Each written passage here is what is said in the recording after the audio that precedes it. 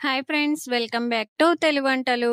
ఈరోజు మన వీడియోలో కొబ్బరి పచ్చడి చేస్తున్నానండి. మనకు ఒంట్లో బాగాలేనప్పుడు లేదా ఏదైనా రుచిగా తినాలనిపించినప్పుడు నేను చెప్పిన ప్రాసెస్లో కొబ్బరి పచ్చడి చేసి చూడండి, బాగుందని మీరే చెప్తారు. ముందుగా స్టవ్ వెలిగించి బాండీలో ఒక పావు నూనె పోయాలి.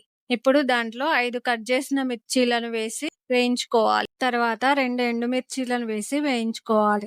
ఇప్పుడు 5 రెమ్మల కరివేపాకు, కొద్దిగా కట్ చేసిన కొత్తిమీర వేసి బాగా వేయించుకోవాలి. ఇప్పుడు చిన్నగా కట్ చేసిన కొబ్బరి ముక్కలను వేసి దోరగా వేయించుకోవాలి. ఈ వేయించుకున్న మిశ్రమాన్ని వేరే ప్లేట్లోకి తీసుకొని చల్లారబెట్టుకోవాలి. ఇప్పుడు అదే బాండీలో కట్ చేసుకున్న టమాటాలు అలాగే కొత్తిమీర వేయాలి. తర్వాత 1 స్పూన్ ఉప్పు వేసి కలిపి టమాటాలను కాసేపు ఉడికించుకోవాలి. ఇప్పుడు టమాటాలు ఉడికాయి, స్టవ్ ఆఫ్ చేసుకుందాం. ఇప్పుడు ఈ మిశ్రమాన్ని కాసేపు చల్లారబెట్టుకుందాం. ఇప్పుడు మిక్సీ జార్లోకి ముందుగా వేయించి పక్కకు పెట్టుకున్న కొబ్బరి మిశ్రమాన్ని వేసుకోవాలి.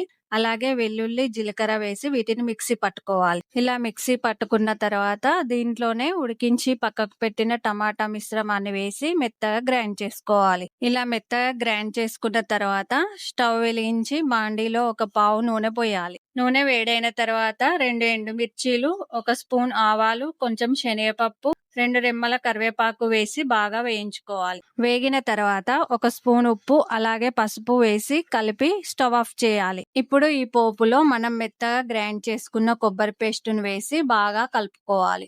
ఇప్పుడు కొత్తిమీరతో గార్నిష్ చేసుకుంటే మన కొబ్బరి పచ్చడి రెడీ అండి.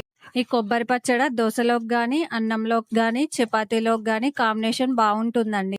ఈ విధంగా మీరు కూడా ట్రై చేయండి. కొబ్బరి పచ్చడి చాలా బాగుంటుంది. ఇంతేనండి ఈ రోజుకి ఈ వీడియో. మా వీడియో మీకు నచ్చినట్టయితే లైక్ చేయండి, షేర్ చేయండి. అలాగే తెలుగు వంటలు యూట్యూబ్ ఛానల్ ని సబ్స్క్రైబ్ చేసుకోండి.